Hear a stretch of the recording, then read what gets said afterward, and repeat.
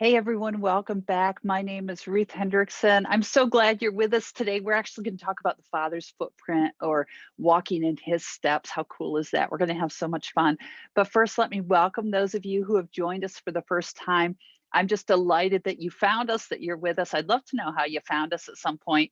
But welcome. I want to invite you to visit the website at your convenience. It's ruthhendrickson.org, and to not only look at the resources that are available. We have a lot on there because I'm a pastor, I'm an author, so there's a couple books on there. There's both Positioned: How to Be Aligned and Empowered to Walk in Your God-Given Destiny. We all need to learn that, don't we?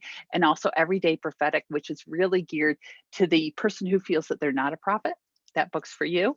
So you can check those out. There's lots of blogs and articles and material to help you as you walk, as you grow with the Lord. So you could take a look at those. So it's ruthhendrickson.org. And while you're there, sign up for the email list just so that we can stay connected. We promise not to overload your inbox with a lot of emails, but we would like to be connected with you. So again, that website is ruthhendrickson.org. All right. Have you ever been the adult walking through, if you're from an area with snow? I live in an area where we get snow, not my favorite thing, but we do get snow. But you'll be walking through some deep snow, and you'll have a kid behind you trying to step right in your steps to make it easier. And so or sometimes our animals will do that too, if it's really deep, especially the cats, like they'll jump from one step to the other. Why? Because we're paving the way. Okay, we're making it easier to get through, to forge through that path. you know I really ponder how many times the Lord directs our steps and we don't even realize it, or he's gone ahead and waded through the depths and we're just stepping in his footprints, and we don't even realize it.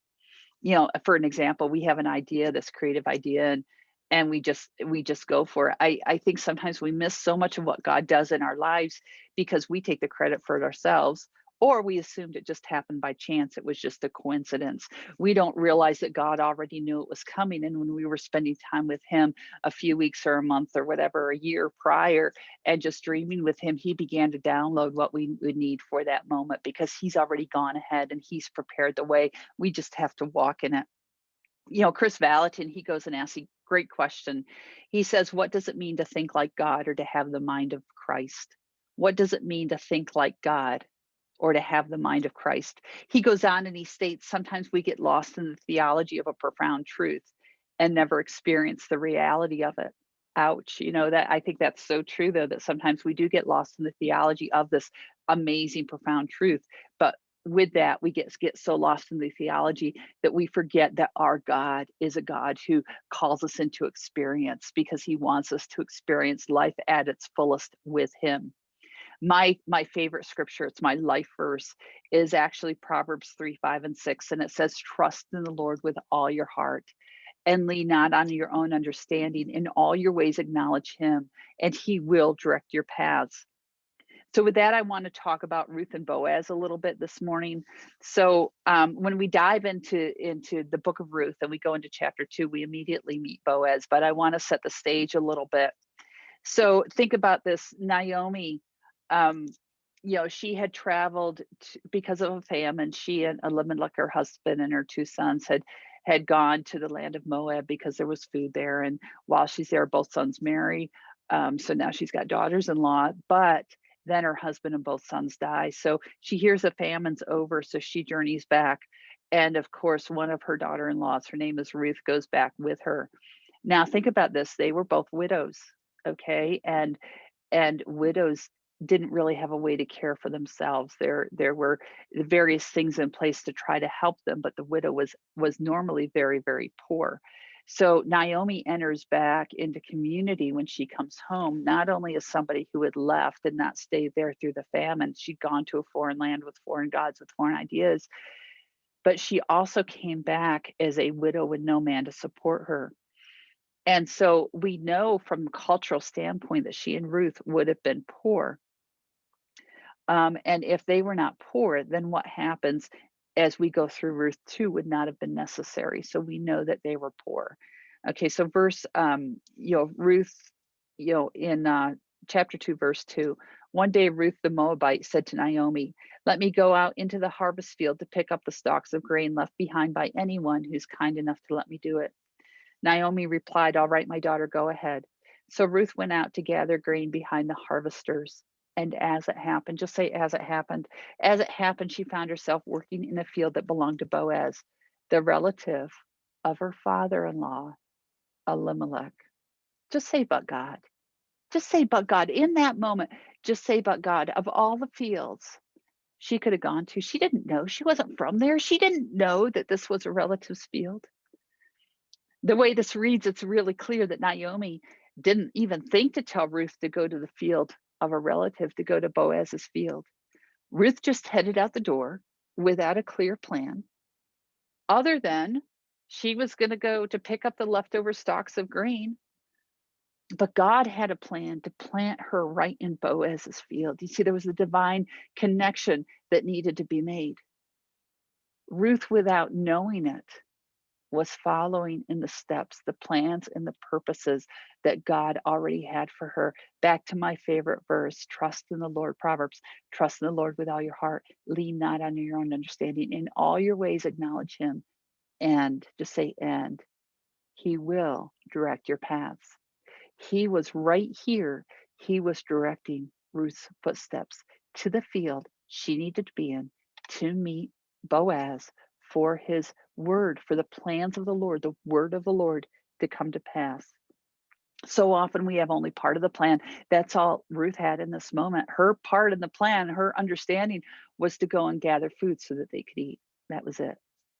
Only a little piece of what God was doing.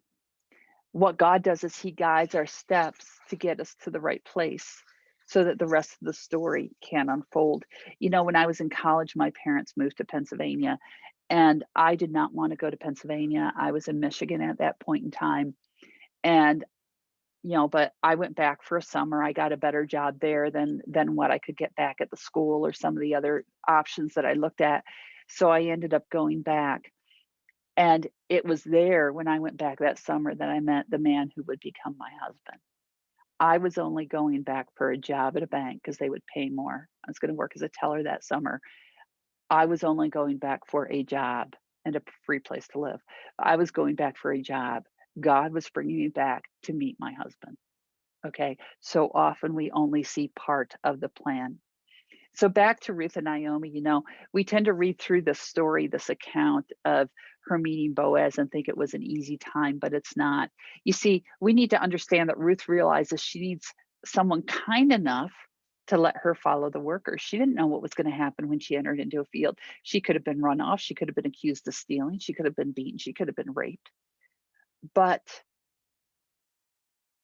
but, but God. Another story around here, we have hunters, we have hunt clubs all around us. And so if you don't own a lot of land, you need somebody kind enough to allow you to hunt on their property. Okay, if you don't belong to the hunt club and you just want to hunt, you need somebody kind enough.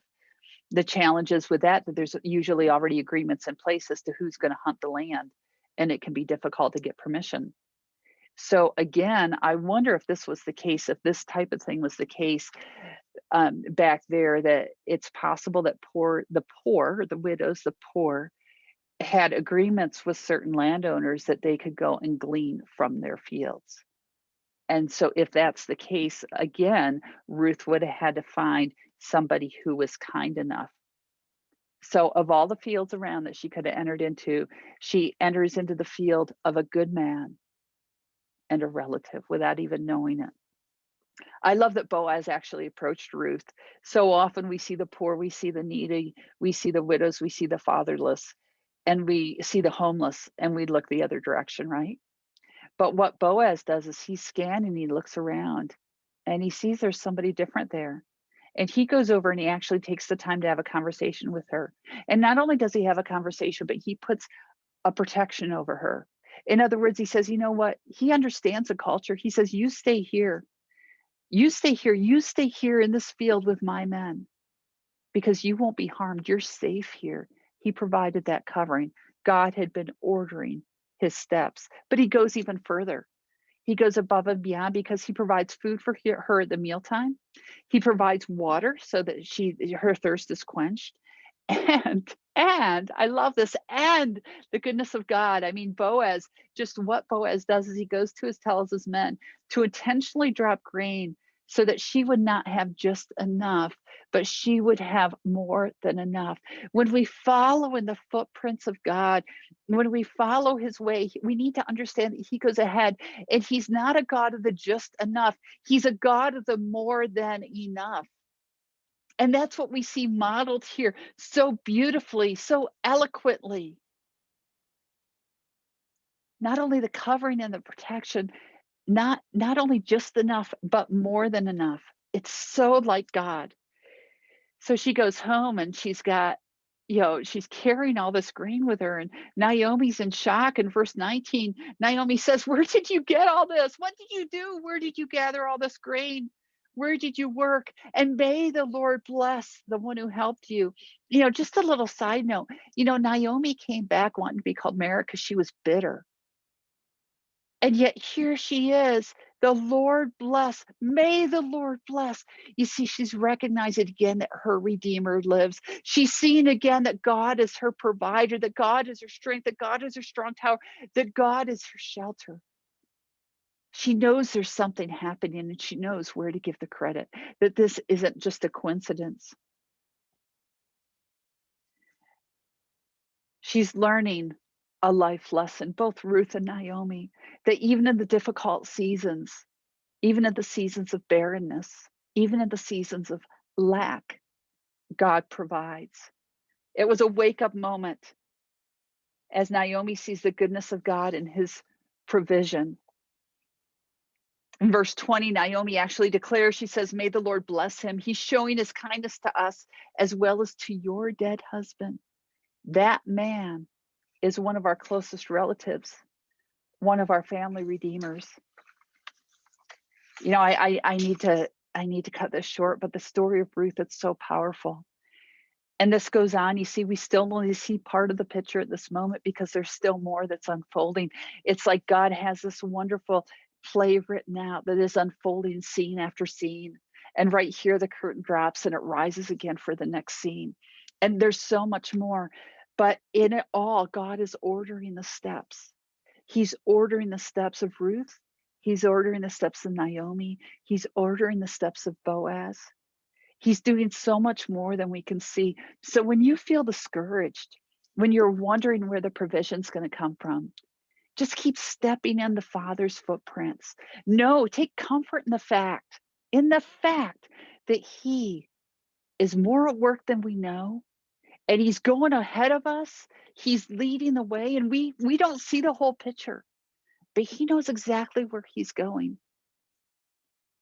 Exactly where He's going. I'm sure when Elimelech died, Naomi's husband, and also the two sons, there was so much grief, so much pain, so much bitterness, it didn't make sense. When she came back a widow, just full of that grief, when Ruth decided to come with her, none of it was still making sense. But going step by step, God was paving the way into a new future, into a new destiny. And they were beginning to taste and see that God is good. Today, may you taste and see that the Lord is good. May you taste and see that He's good. Where you feel like you've been forging the way and you're tired, may you begin to step in the footsteps of the Father as He makes the way. May your eyes be open to see that He is at work and He might be repositioning you, but He's good. He's good. Trust in the Lord with all your heart and lean not on your own understanding, but in all your ways, not just some of the ways, all your ways acknowledge Him. And He will means He promises to direct our paths, direct our steps. He is there. He is faithful. He has you. Again, thank you for joining me again today. Visit the website, ruthhendrickson.org. Make sure you sign up. And you know what? Today, walk in the Father's footsteps. He's got really big feet. Just walk in those footsteps and know that He has you. Be so blessed.